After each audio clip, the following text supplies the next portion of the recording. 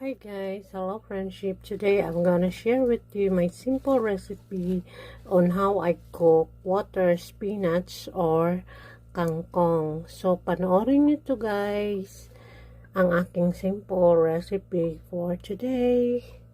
First, we have to heat the fry pan first, and we have to stir fry the water spinach or kangkong.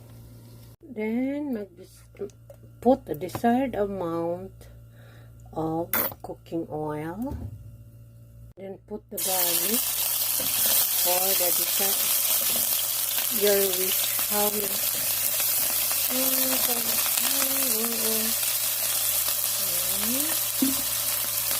Then, put the water spinach or kangkong.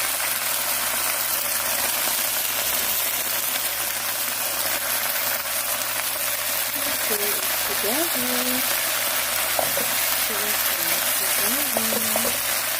Then I only put oyster sauce in it. So that is simple. Then if you want to put what do you call it?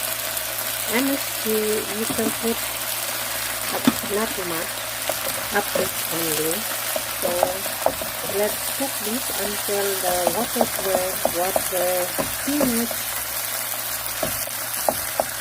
will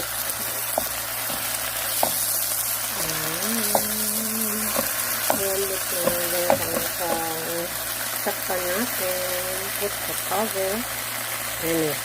So now our water spinach or kangkong is already done.